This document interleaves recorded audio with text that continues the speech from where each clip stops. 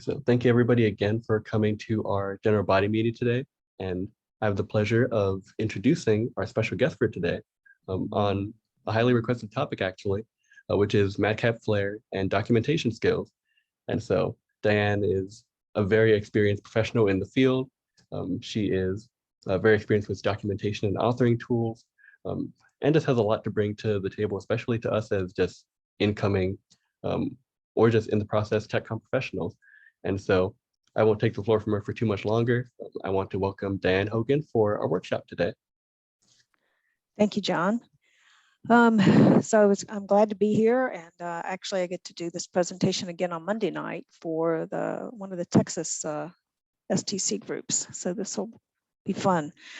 I've titled it Transitioning from Microsoft Word to MadCap Flare, and that assumes that you've been using Word. So I'm going to just dive into Word a little bit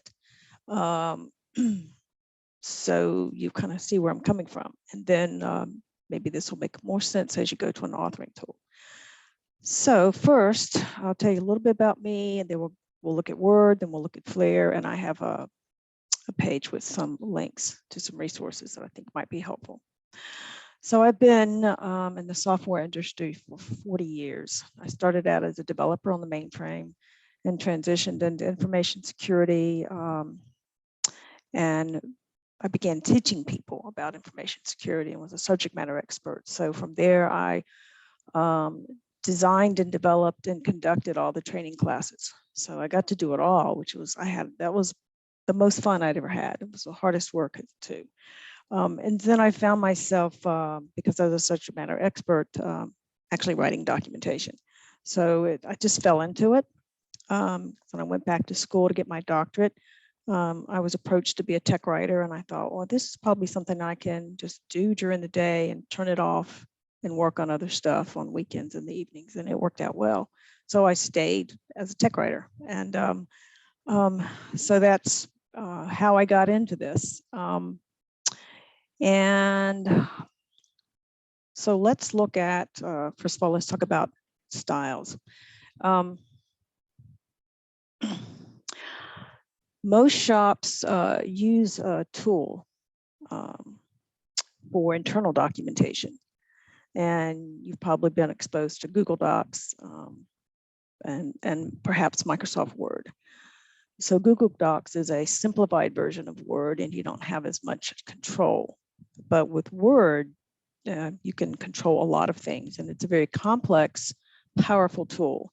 In fact, my first job as a tech writer was using Microsoft Word. So I had to buy some books and do a lot of studying, and finally realized I need to learn how to use Word as a power user, and that meant learning styles.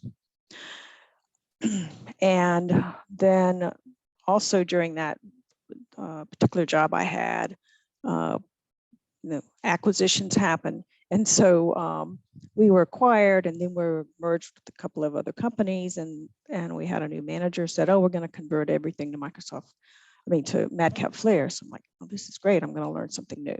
So I've been using Flare since 2012, I think. Okay, so no matter if you're using Word or Google Docs or an authoring tool or something like a wiki tool like Confluence, they all use styles. And so it'd be nice if whenever you walk into your first job, you have an understanding of what is a style and what can it do for me. And also I'll let you know ahead of time. My camera's on the laptop screen, but I have two other screens. So you're going to see me eventually just turn away. So sorry about that. Okay, what are styles? They're a collection of how you want your document to look, or online help to look. Font size, color, how much space before and after, how much white space on the page, basically. And with Word, styles are ideally put into a template so that you can reuse it over and over again. So once you've designed this set of styles, you want to save it in a template, which is a DOTX file. And then you can reuse that. So I learned when I was working on my master's and my doctorate that all I did was write papers. And finally realized I need my own custom template so that I can quickly change how something looks. Save me a lot of time. And it will save you time as well. Within Word, there is a default template called normal.dotm. M stands for some macro, but basically if you create your own template, it's going to be a DOTX unless you intentionally embed a macro in that. All documents have a template, whether you intentionally assigned one or not, they all have one. And that if you didn't assign it, it will be normal.dotm. So let me show you. I'm going to switch to Word. And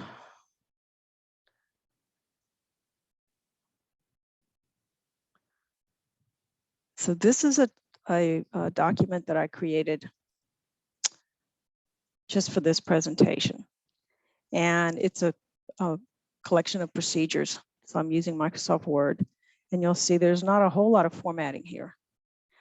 However, there is a template associated with this. So in Word, you want to open up the developer template.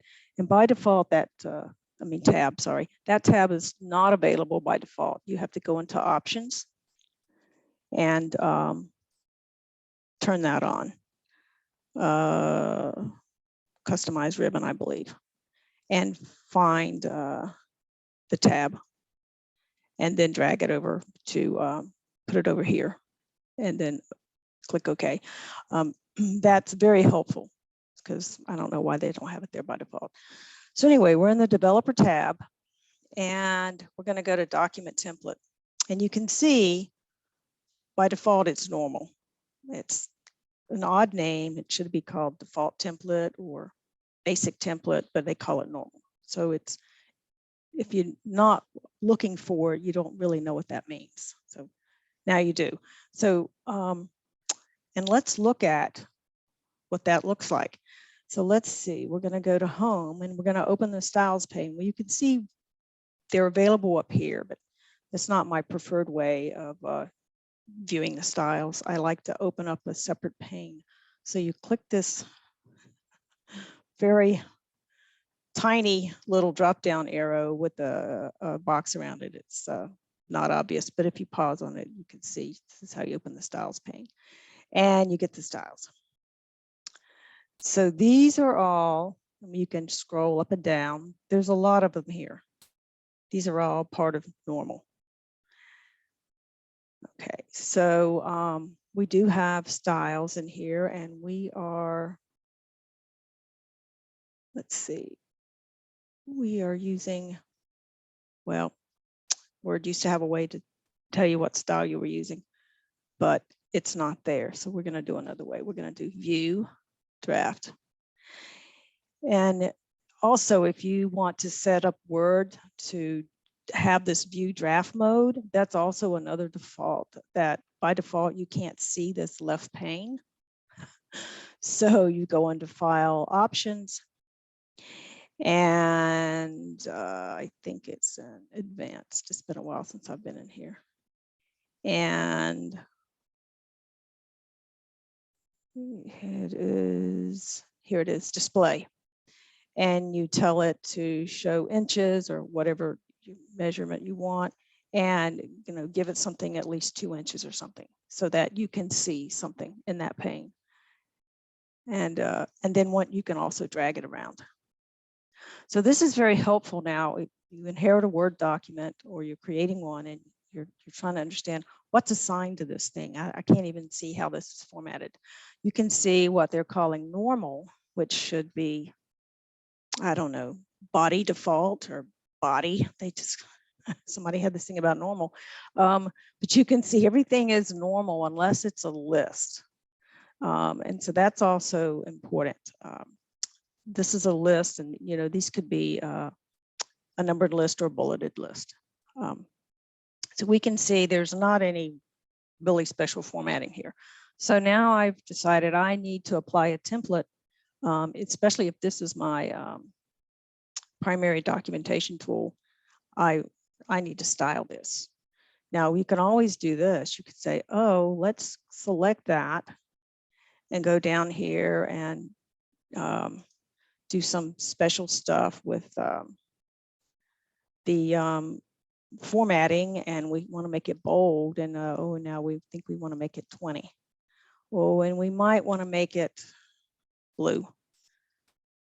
That works, but you don't want to do that over and over and over again.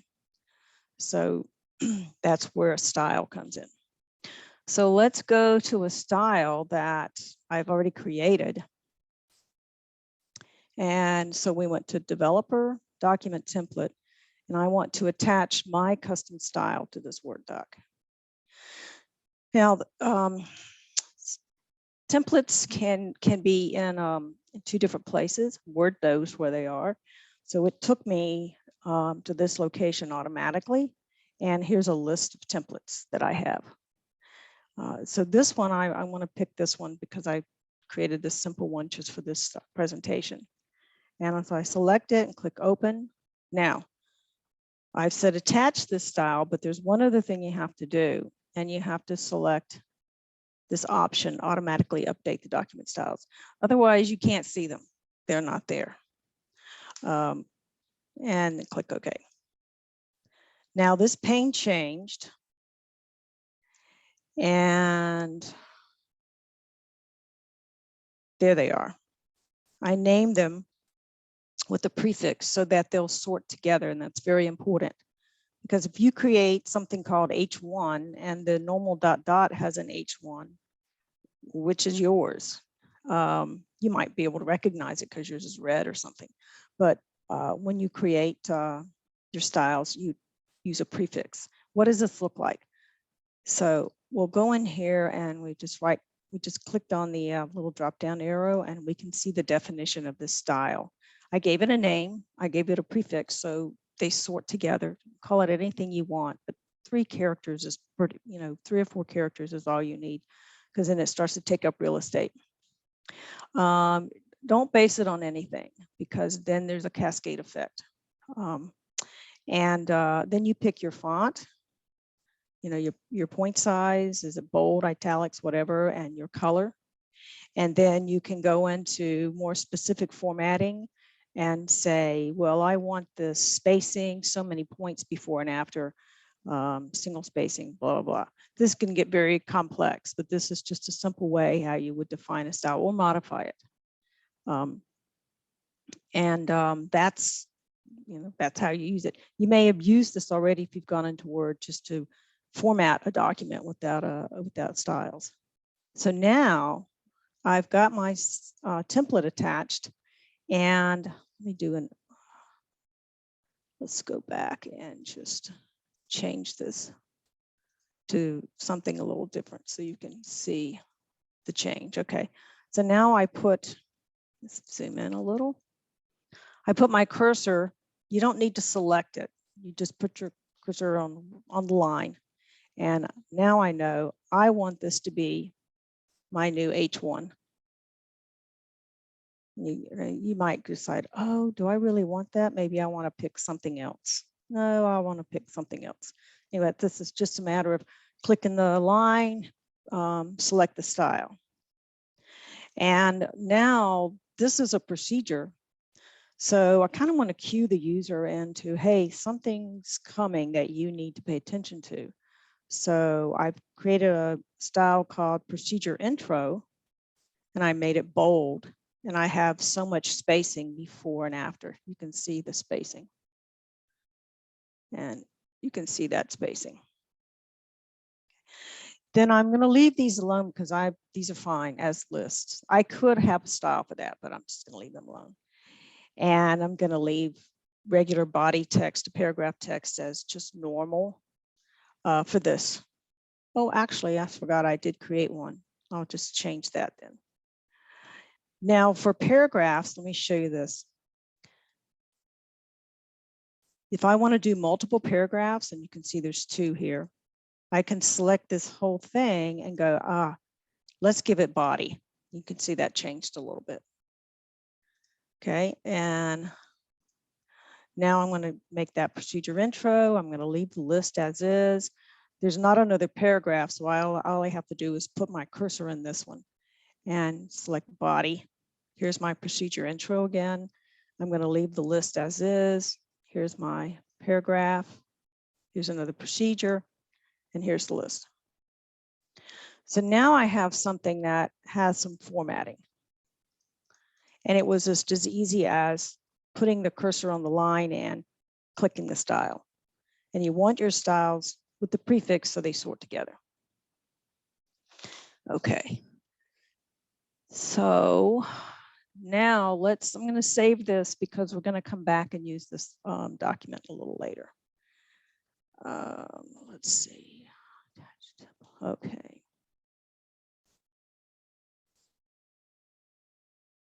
Okay.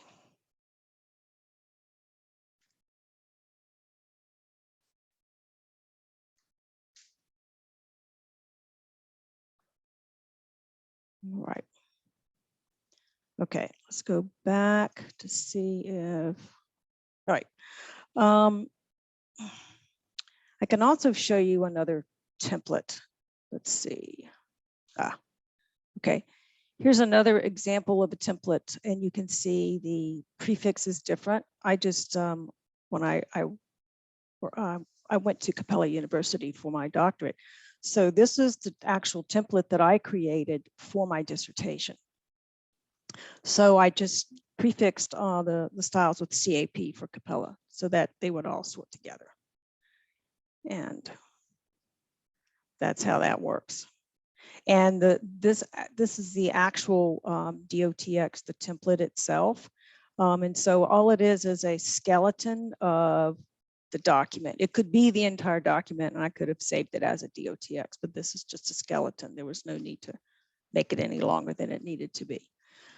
And the only way you can open a DOTX and edit it is open it from Word.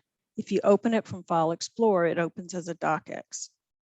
So once you've created a template and you decided, I need to change this, I need a different color or whatever, open Word and then open it from Word, File Open. Then it opens as a DOTX. That can be frustrating if you're just not familiar with that. Okay. Right, I'm going to move on to MadCap Flare unless anybody has a question. I know if you've never seen this before, it might have been a little fast, but you're bound to run into a shop that uses Word, and if you understand styles, it saves you a lot of time and effort. Okay, so let's move to Flare. Flare is one of the leading authoring tools. There's a couple of others, but Flare, I think, is one of the better ones. And there's a new one called Palago or Palego. I'm not sure how it's pronounced.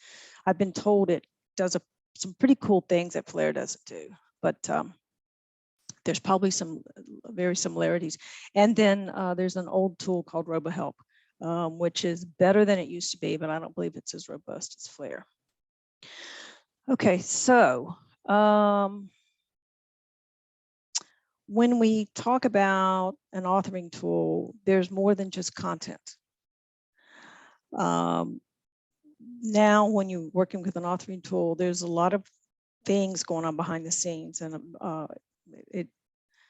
just particularly with Flare, Flare keeps track of everything through a database, which you don't see, but that's how it knows what's connected to what. Where are these images used? Who's using, what's using the style sheet? Where is this topic showing up in the guide or in the help system? And so let's flip to Flare. And here we go. So this is an actual project I did for a client last year. And I converted their documentation, which was in Word, to MadCap Flare. And so let's look at how Flare, just the major pieces of Flare. Over here on the left, now, just for your information, you can move these panes around any way you like, but this is how I like to operate. The Content Explorer pretty much has primarily your topics, your content. Like this is a topic, okay? And you can see that I've got this one, for this one has, like, this is the name of one of their products. So I've named a folder by one of their products, and then I split up the content between an admin and a user guide. Didn't have to, but I did. And you can see I've got a naming convention. And everything is lowercase and uses hyphens. That's the pretty much an industry standard. But whatever you do, be consistent. But it's better if you use lowercase and hyphens and shorten the file names as much as you can. I wasn't all that successful with some of these. Okay, so this is one of their products, and here's another product. And actually, these were guides as well. So as you can see in this one, I have subfolders. Now, I didn't have to do it this way, but here's what you have to think about with an authoring tool such as Flare. You're not only creating content that an end user is eventually going to use, but you also have to think about the project from how am I going to use it as a tech writer? How am I going to find things? So this is all about architecture and organization.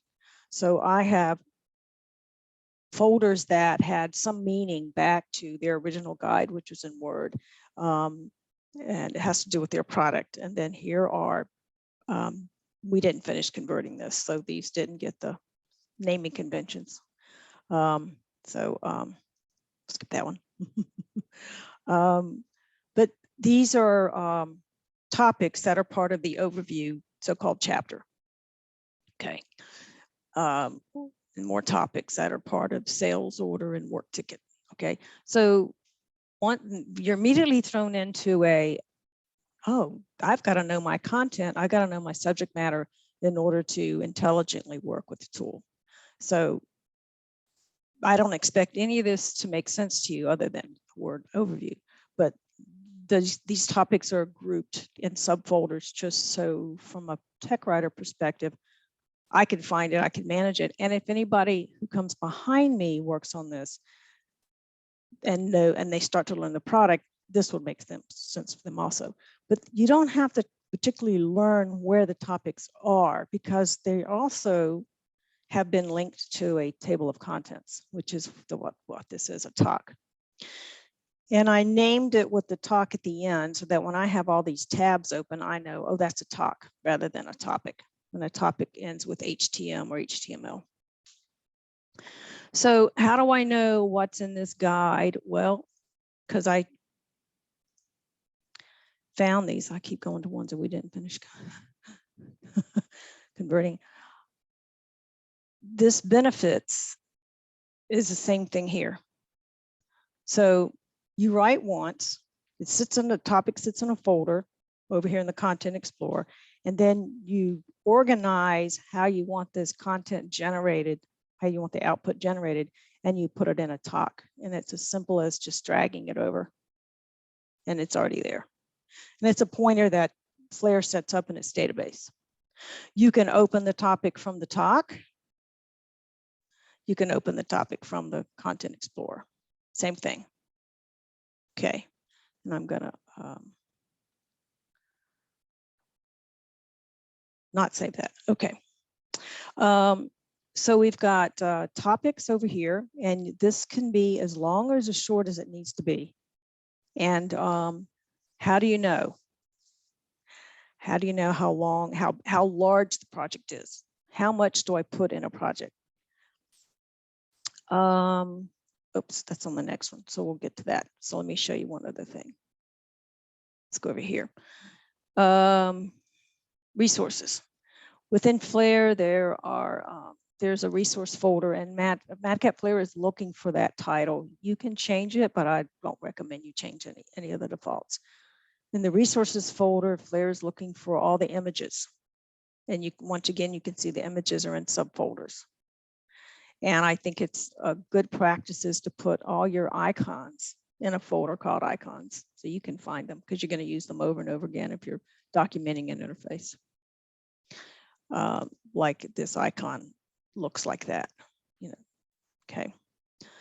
So Flare is looking for images and resources. There's a thing called master pages that it's looking for and resources. And this is your online help. How does it look? It's a master page that controls look and feel. Page layouts are for print only. But by the way, once you set these up, it's a done deal. You don't come back to them generally. If you have any scripts behind the scenes doing interesting things, you can put them in resources and style sheets. So this controls the look and feel of your output. You know, your heading 1, heading 2, heading 3, how is that styled? And then there are table styles. And I will show you what those look like very shortly. So this is the Content Explorer. You can see it's all about your actual topics and some of the resources behind the scenes that format things. And you can actually, you know, edit the style sheet right here. Okay, and I always name my style sheets after either a product or a company or a group, an organization. I would think by default, when you open up a Flare project, it's called main styles. Well, that's fine too. In the project organizer, this is a lot of the behind the scenes stuff. The skins are how does your HTML5 output look if you're using that. If not, then we've got targets and talks. And there are variables as well, like if a product name. What if we're rebranding or we get acquired? We may need to change a product name. If you use a variable, you write once and use many. Here are the table of contents for talks. That means that I've got a talk for just admin content, the whole guide for that product, user content, or the whole guide for this product. And then I have a review talk for when I send things out to an SME. You can have as many talks as you need. And a talk is defines the content that goes into this help system or this user guide. And then how do you generate that content is through what's called a target.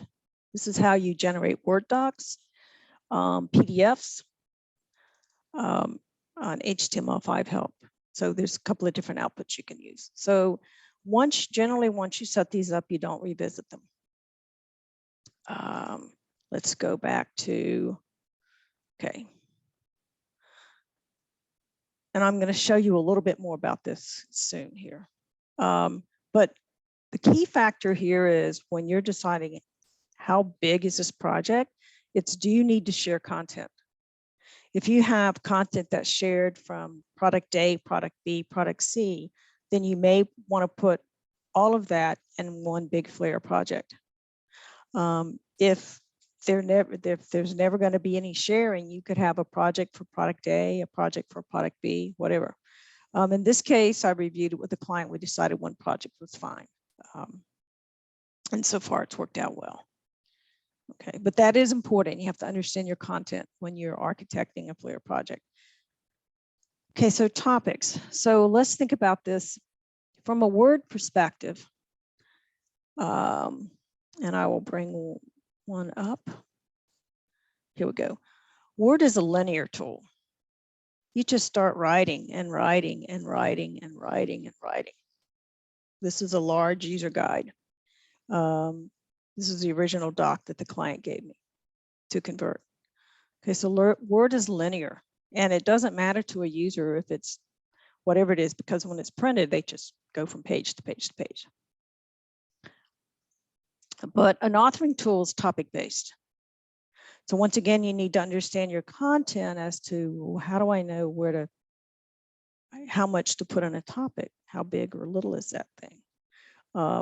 So you could look at this Word doc and figure out, well, this table of contents helped me. Since I didn't know this client's product, I just looked at the table of contents and I'm like, oh, that could be a topic, that'll be a topic, that'll be a topic, that'll be a topic.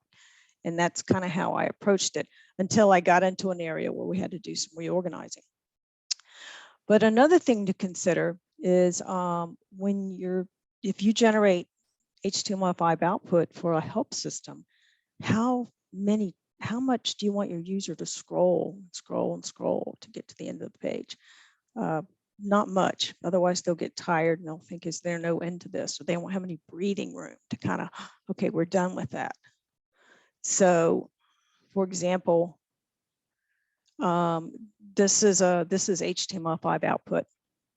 And this is nice. The user doesn't have to scroll here. This is all on one screen.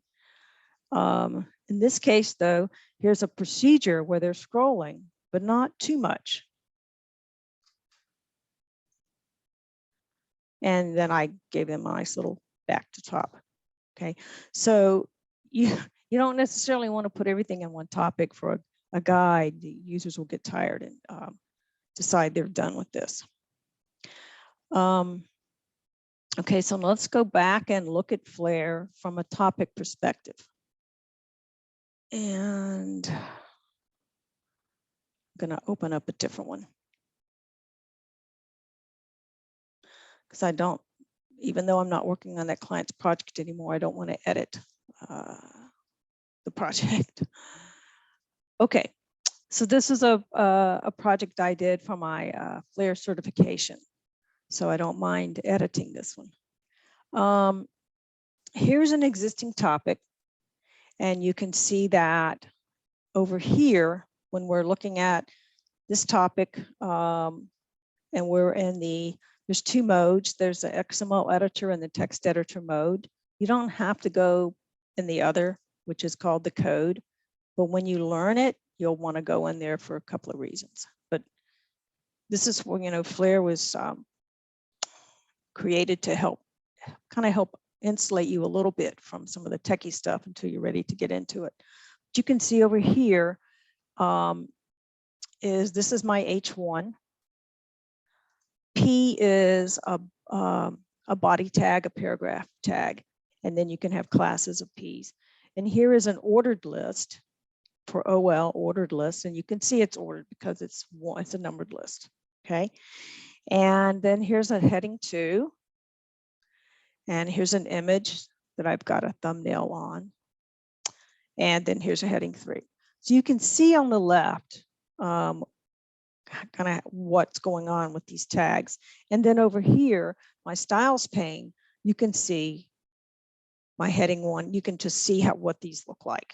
They kind of display in the color and everything and the size. Okay, so they're not the same as word styles, but as far as how you define them, but I still have an H1 in Word and I have an H1 in Flare. Okay, and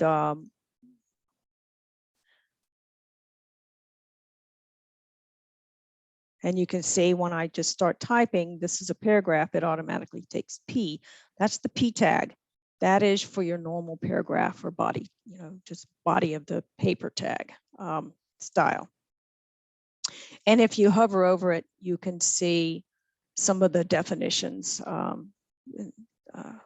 Makes it a little bit more complex than it needs to be when you look at it from that perspective. Okay, so that is just a general topic, and then we can create a new one. So there's a couple of ways you can create topics, but I like to go over here in the Content Explorer and decide, well, where is this new topic going? Does it have to do with something called floor plans or forms or history? Where does this thing go? Then this particular project is about a community, so that's why you see some of these kind of strange things. So I'm just going to go to the test folder, and I'm going to right click on it and I'm going to say new topic.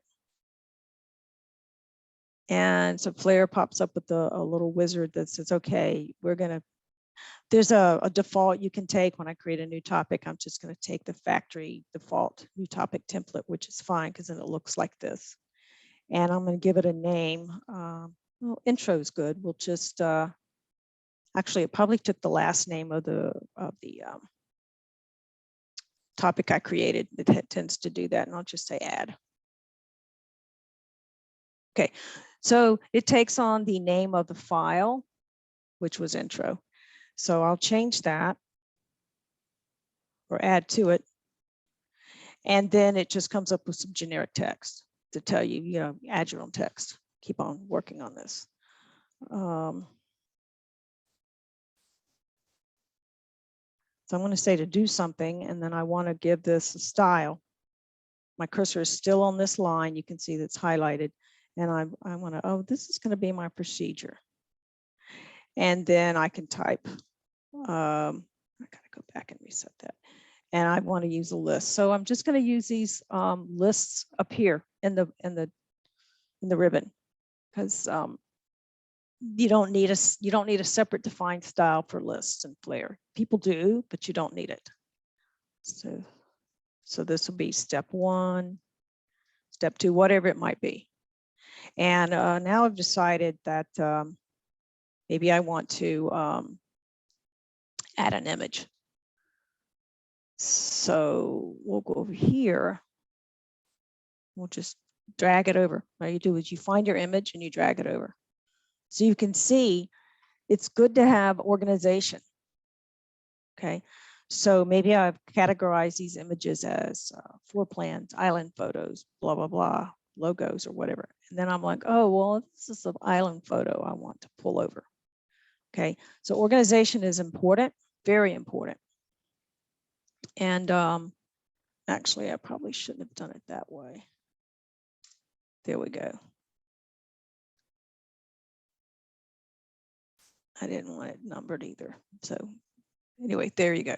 So, and then you can do some special classes for images. If you want it to be a thumbnail, you can right click and pick that, you know, for just for while you're working in it, or is it going to be a thumbnail for HTML5 output, and then the user can click on it and enlarge it.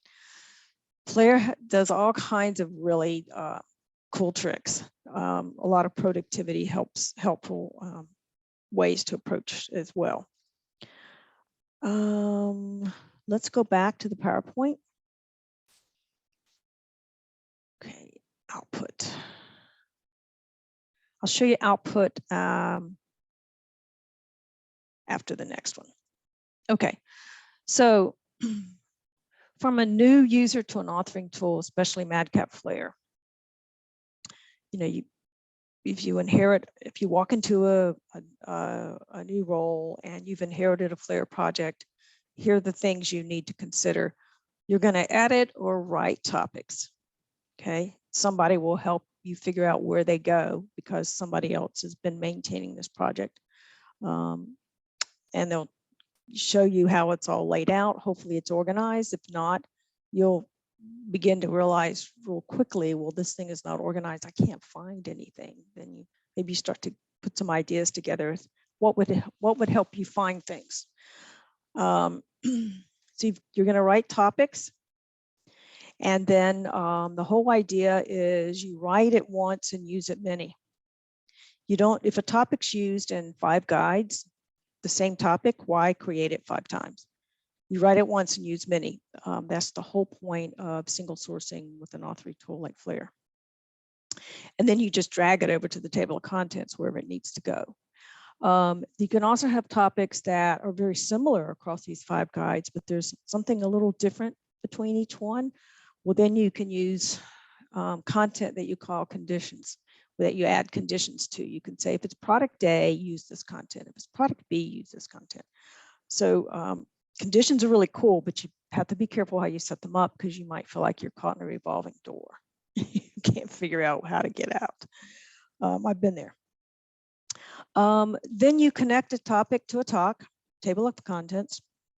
I'm going to generate a PDF for a user guide, or I want to generate HTML5 help for administrator content, whatever. And then in your target, which is that's the Flare term for target, that's the actual mechanism that generates your output. The target refers back to the talk, and the talk refers back to the topics. And the style sheet also is connected to the target. Very important, very important. Whatever that target's looking for, that's how you're going to see that content styled when you're viewing the topic within Flare. So let's look at a diagram of that. So if I just put some names together here of topics, and now maybe I have two talks, a user guide and an admin guide, or product, could be product A, product B. Okay, so I've got some topics that are used only in the user guide, some that are used only in the admin guide, and some that are used in both. And that's the power of an authoring tool like Flare. I write this topic once, and I edit, I might edit it a couple of times later on down the road, but that same content, I don't have to go back to this other guide and say, oh, I changed it, or oh, I changed it. You've changed it here, that's all you do. And it's reused. Then I want to generate a PDF or HTML5 output. So in the target for this user guide, I'm pointing to this talk, and this talk is pointing to these targets. That's how that works. So these are some really key points if you walk into a shop that's using Flare, just understand this relationship. And somebody else may set it up for you, but that's how it works. Let me show you an example of a PDF guide. So this same content, I'll close that up, this content exists in Flare. It's one topic, or however, like this would be one topic, I think, no matter, but the same, I write this content once, I edit it once, whatever. It's used in a PDF, it's used in HTML5 output, it's used in a Word doc. I don't have to revisit all those versions. It's just one version of the content that's generated in the output. So if we go back to, here's that same content in the HTML5 output. So this is main. Let's go to main. And there it is. So here's that topic.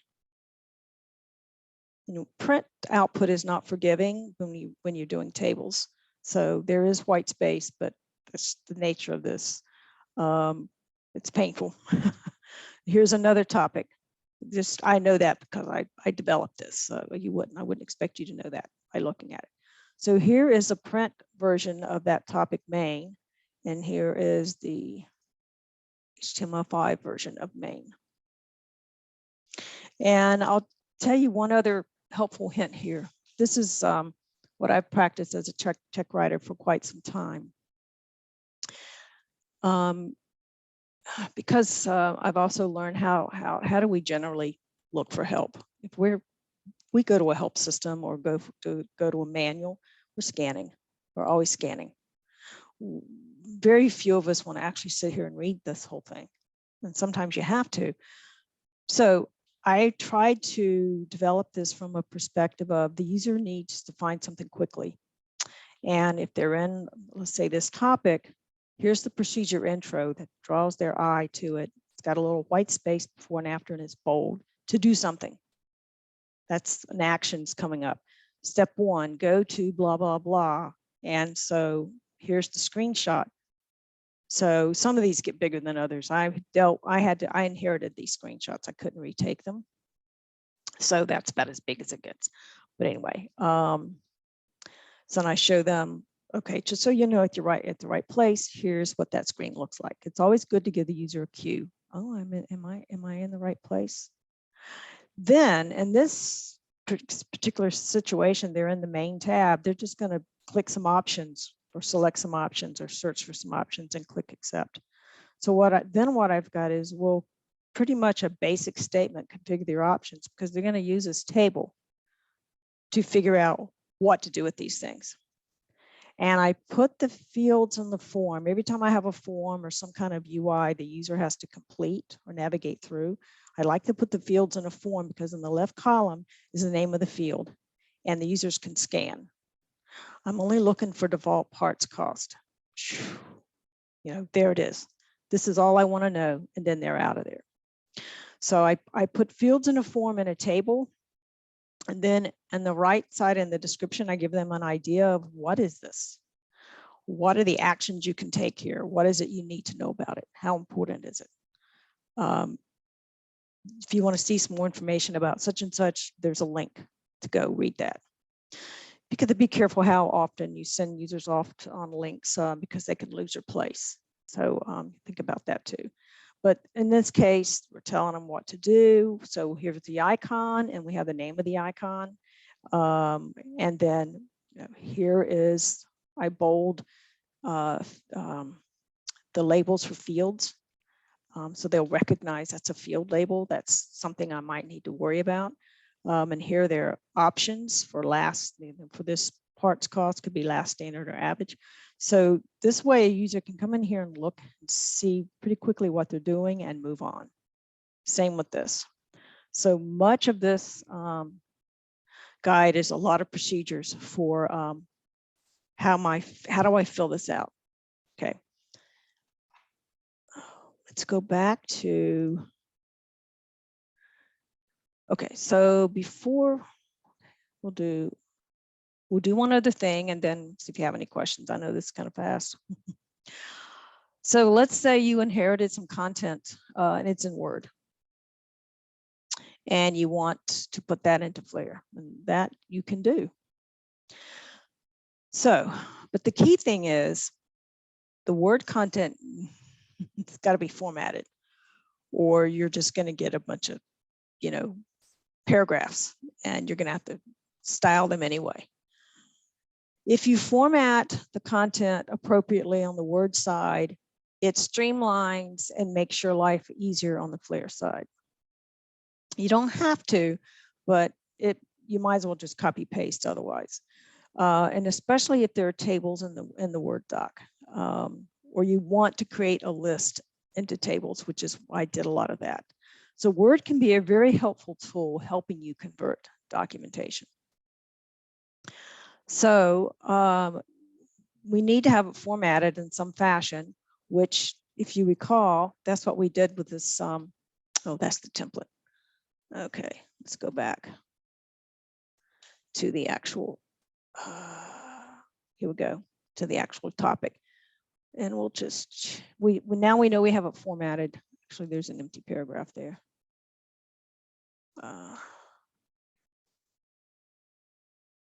It's good to have some kind of introductory content.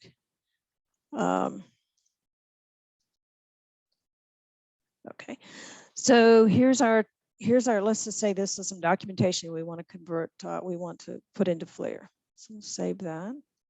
Okay, and I'm going to close that. I found it, Word likes it if you, Flare likes it if you close the Word doc. Don't leave it open if you're going to import it. So we're going to take this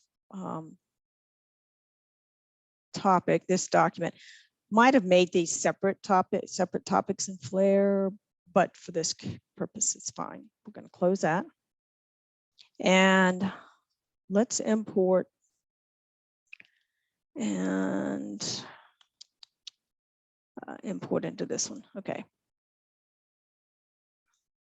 Save that. Okay, so we're going to import that Word doc into this Flare project. So I'm going to go to Project, Import.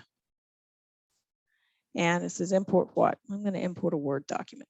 This is a nice wizard that Flare gives you to help you make your way through this. Okay, so I like to expand this dialog box wizard because we're going to do lots of things. So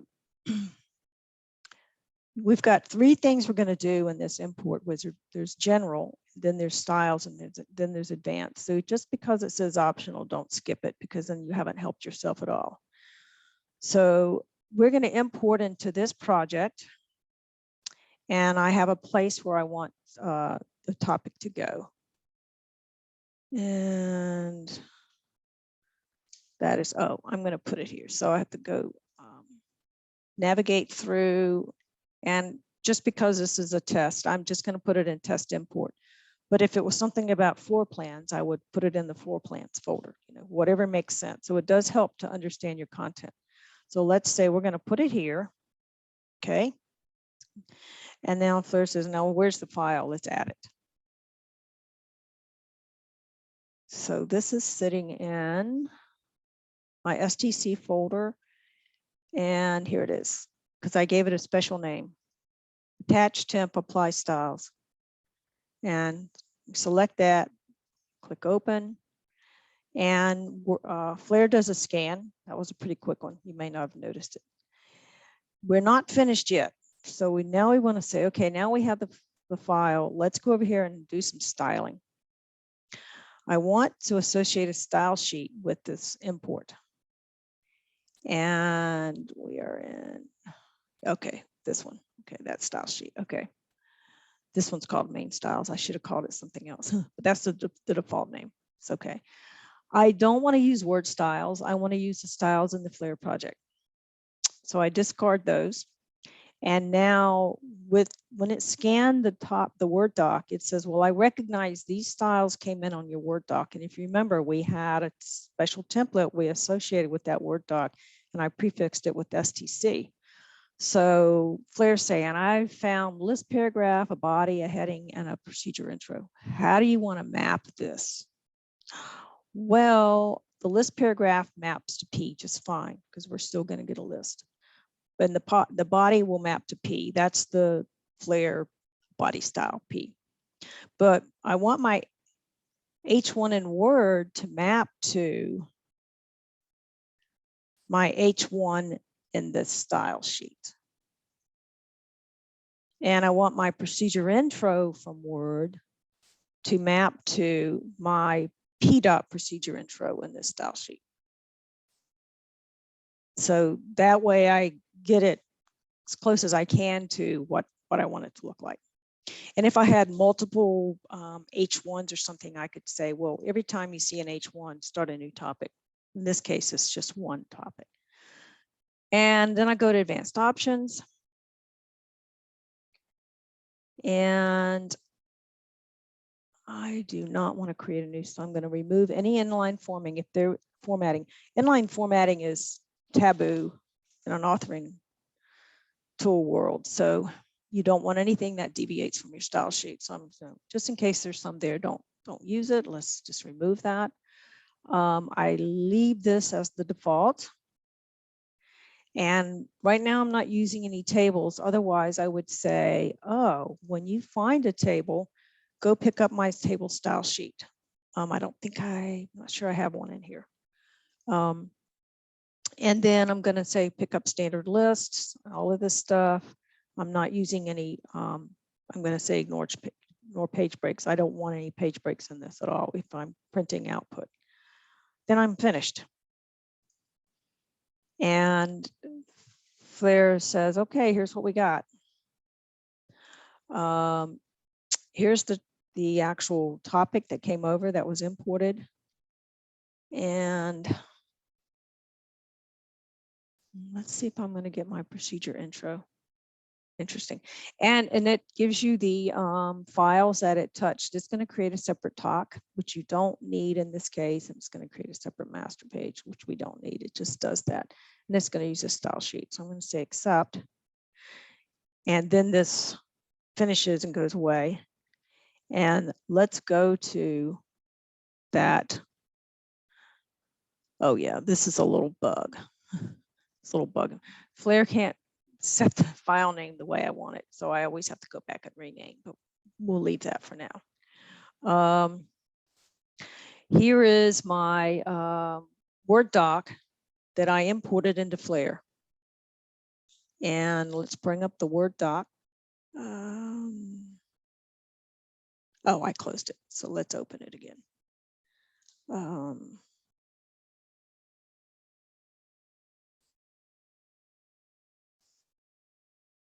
So as you recall, when I styled it in Word, this H1 is blue, but when I pulled it over to MadCap, my H1 in MadCap Flare is purple or lavender. Okay, just so you can see, it did get imported and it did get styled according to the style sheet in Flare. And here's just a regular paragraph, a P tag. Here's my procedure intro. Here's my list. My lists in Word came over as a list as I would want it to in Flare. I ordered list. You can also go into Flare and edit the default, the base OL and UL styles. So if you don't want all this indentation here, you can edit that style to shift it over. And so this was a pretty simple import. Ideally, you don't want any empty paragraphs. We'll just delete those.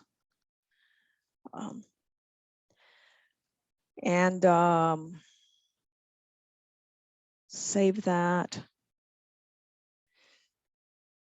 And let me see if I have a output to show you something that we could. Let's go put this, even though it's apples and oranges here, let's put this new topic in a talk because it's just sitting there right now. It's not in a talk. If we do a right click, let's do a right click and say, well, locate in a talk, it's going to tell me, oh, that's right, it created its own. Well, I don't want to use that one. It's not in a talk that I want to use to generate some guide to say. We're just going to move it over. There it is. And then I could actually, these are kind of like dummy. I'm going to get rid of these because they're like something I did a test on earlier. There's nothing there. Let's go. Yeah. Open this target. Remember, target is how we generate output. And in my target, I'm saying, well, I already defined this. You don't come back and edit these again. And I'm saying, well, I'm going to generate a PDF and I want you to use this onboarding talk, which we had open. Let's make, I thought we did. Oh, it may have. There it is. Okay, and I put that topic in there. And yeah, I'm not sure what I'm going to get from a page layout. I don't think this matters. I'm going to leave it.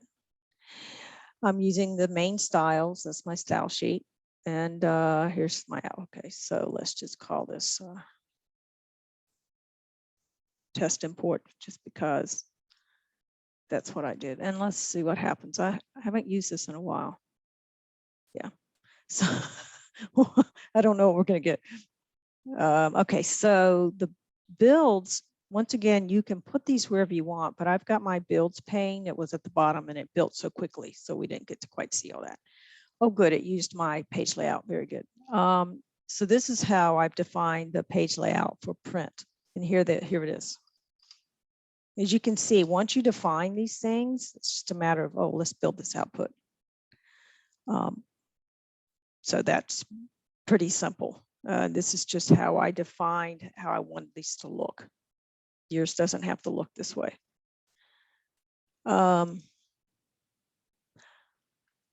Let's go back. Okay.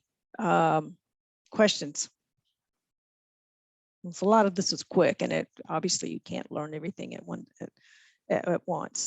But there are some good links.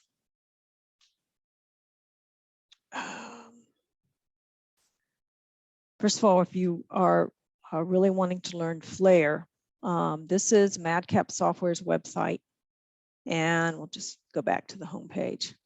And there's a resources tab. This is all free. Even if you don't have the product, it's free to anybody who wants to use it. There's videos and tutorials, and there are webinars, and there's blog articles. These are all very valuable. And you pick the product. MadCap has multiple products. These are all integrated and they work well together. But you can say, oh, I want to see something about Flare. And then you can scroll through and say, oh, I just want to see some overviews. Oh, I want to know how to start a project. How do I use the XML editor? And then how do I use Flare to create e-learning? Pretty powerful. And these are some other neat features about Flare. Micro content, another really cool feature. And styles, a whole section on styles. So if you are new to Flare, or you're in a shop that's going to be using it, this is there for you to use. It's all wonderful, wonderful free information. And then MadCap does webinars on a regular basis. You can also, here's the archive if you want to go look at some past webinars. You can also search if you're looking for something in particular to see if they did a webinar on that. They're about an hour in length, and they bring in subject matter experts, people from the field, users, and then some of their own employees do a lot of these. I highly recommend these. And once you go into like to view a recording, most of the time you can download their presentation slides so you can actually study it. And then you can also sign up to get on their mailing list. Let's say I want to listen to this. You can sign up, and then there's an option that, you know, if you don't want anybody to call you, I think you can do that. I just want to listen. You don't have to be a licensed user. So I highly recommend this. And then their blog articles. You probably want to follow MadCap Software on LinkedIn, so you can get alerts to when they have a new article that someone's published. There's all kinds of topics they cover. But there's you can just, there's lots of stuff in here. Oh, it just goes on and on and on. It's a wonderful resource for new and experienced users.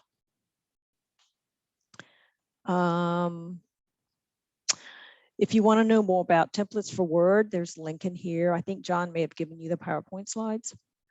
And then the W3 schools. Okay, for those that want to learn more about HTML and CSS, this is where, you know, this is where I've learned a lot. Now, this is, when you come here, it's like, oh, here's a toolbox. How do I know how to use these things? You don't necessarily, it might be, I'm trying to do something special in CSS, and oh, I think it might be something about alignment. So sometimes you just poke around. Sometimes you do a Google search and you go, oh, I need to learn more about how do I align content. And what's cool about this website is it'll show you, you know, what you do with this thing. This is what, when you're looking at a style sheet, this is the native level of it. You can look at the style sheet in two modes within Flare, but this mode gives you the most control when you can see this, because you can obviously see the width, the height, the border. This is aligned. And then what they show you in this W3 Schools website is they define it for you, and they tell you a little bit more about what's valid. And then here are the values, where you could say center, you could say space between, but you could do all of these things. And then where is the try it yourself. That's what I love. You can go in here and, well, I'm trying to do something, you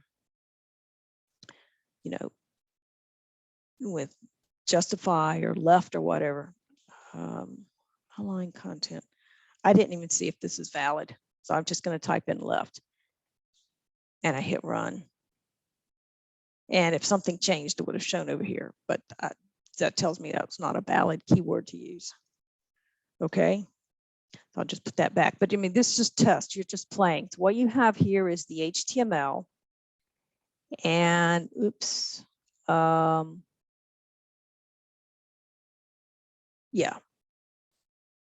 And where is it? From here to here. And where do they put the styles? They put the styles in. Oh, they put it up here. Sorry. It was a little bit off. Here are the styles. This is a combination of styles and HTML kind of smushed into one little area here. So your HTML would look like this, H1 blah, blah, blah, and your styling would be up here. So we can close that out. You could find, let's find a border color. And so here's how you do a border. So we're just going to try it yourself. And right now you can see the results over here. So let's change this to red. Some things are basic. Some things you have to get more specific with the color. And okay, so I've made the H1 with the border of red. Let's see what we get. And here it is. There's the red over here. So you can see, you don't even have to know much and go in here and play around, but it's really good to read the descriptions and what's legal, and then you can come in here and play with it. And then you could actually add to the title, add to this heading, and run it. And we just added this words, add to this heading. This is how I learned a lot of stuff when I was trying to do something very specific. I'd go in here and play with it and go, oh, okay, I get it now. Then I would put in my Flare project. But you've got HTML here, some nice tutorials, and then you've got CSS. So briefly within Flare, if we were go to behind the scenes to look at the HTML with the styling, okay, so we already know this is an H1, this is a P tag, a paragraph, you know, and so on. But if you go behind the scenes, let's scroll to the top. Now, of course, MadCap tells you, hey, you have to be careful. If you modify something in here, you could, and you don't know what you're doing, you can mess things up. So I've done a lot of undos. So here's where my actual topic begins, with the body. All of this other stuff up here are links to style sheets and links to tables and things. So I typically wouldn't go in there. But here is, you know, I could actually type my content in here, but it's not fun. I'd rather use the other interface. But here is, and I can tell there's a blank space at the end of that title. I could just get rid of it just because. But here is my H1, my P list. I've got a list, end of the list, beginning of a new one, end of that, beginning, okay, the LI entry. And then this is table style. So you can know this can be overwhelming, but if you're trying to debug something and find something and find an error and you're very familiar with this, this is a really cool way to look for stuff. But that doesn't mean you have to live in that mode. Most people stay in this mode. And I'm looking at the layout web mode. I can also change that to a print mode or a tablet or mobile if I want to see what this looks like for other viewing modes. So that's what it looks like in mobile. And that's what it looks like in print. Pretty much your 8.5 by 11 piece of paper. So you can kind of see what makes it to a page and what doesn't. Obviously a screenshot's not going to be split up. So, you know, this is where print's not forgiving, where you get white space. Okay, so I could just talk forever. I'm going to end this. Does anybody have a question? I'm happy to answer questions. Oh, also, I want to let you know that if you want help with Word, if you want help with Flare, I'm here as a resource for free. And here's my email, dianebhogan@icloud.com.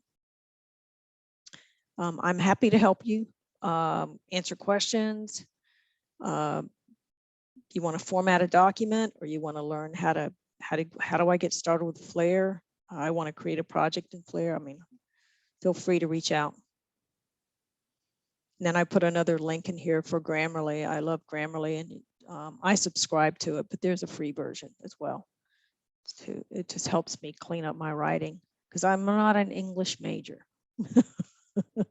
So it's very helpful. Okay, I'm done. I'd be happy to answer questions. Otherwise, you can take it back, John.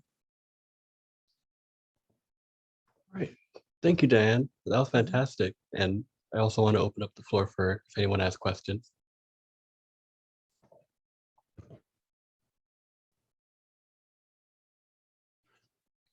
Yeah, this was a lot of great info. I guess one question, just to go like high level into the usefulness of Flare, um, are there, and I guess you know the answer to this, but are there jobs that are specific to people specializing in Flare? Oh, Like, can you make yes. a career out of this? Yes, most definitely. And pretty much if you know an authoring tool, you can get a job using another tool because all the concepts are very similar. So if you know MadCap Flare, you could probably walk in and get a job using RoboHelp or Pelago. I've not seen Pelago, but I've heard good things of it. So yes, there are jobs that say must have MadCap Flare experience. So usually that's when you need to know somebody. But they could also be wanting you to hit the floor running. So, and there is a free trial for Flare for 30 days, but that can be very frustrating if you don't know what you want to do with it.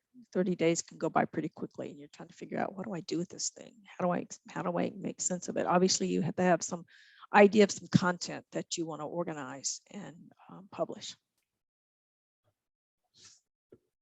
Yeah, that makes perfect sense. And it is a good way to practice, but definitely want to, you want to get all the practice you can get. And like you said, MadCap has all those videos. That's a great resource right there. So many Yes. videos on that website. Yes. Yeah, but definitely. So if any of you are using Flare right now, because I understand, well, you may not be actually. MadCap has a scholarly program that where is that? Let's see, resources. Here it is, scholar program that they give licenses to schools for students to use. So I highly recommend that if you see a need for it in your studies.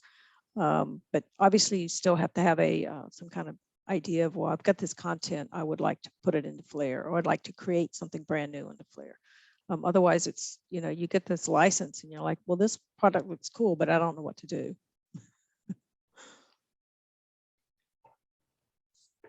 Yeah, and what would you say are good ways to practice Flare, even during school, or some kind of practice projects that someone might want to work on?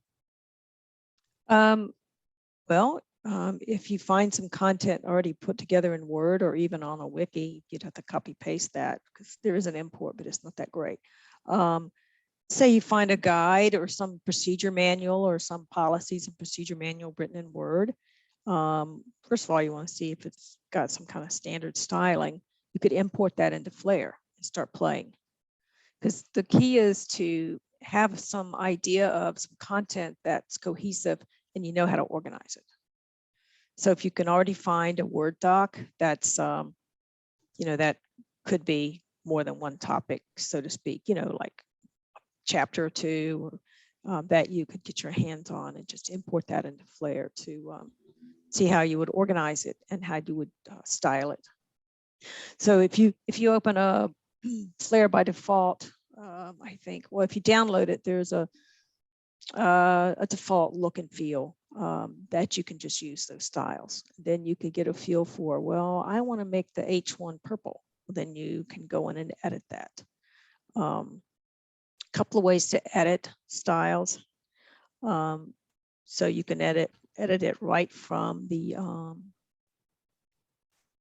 styles pane by clicking edit, like edit that style, and then Flare takes you into their advanced view for editing a style, and H1's already selected here, and I can see, oh, this is purple. And then there's a certain way you can sort these. So this can be a little overwhelming, but if I can just find the color one here, this is here. I used a variable here, but this is where you would change the color if you wanted to change it in this particular mode. So I could just change it to red probably and not use that variable. There it goes, red. So obviously I don't use quite those crude of terms for colors. I use the let's see the hex. Let's see. Let's go into so you could see this particular style sheet. There's another way to look at. Here we go. So we're going to look at this open with internal text editor. Here we go. H1. So I would, oh, there's my variables again up here. And there is a, you can just Google colors. Let's see, I think I have one already. Like I said, this can get very, let's see, I don't know if I have this marked or not. No, I don't. This can get very complex very quickly when it comes to styling colors. Oh, here it is over here.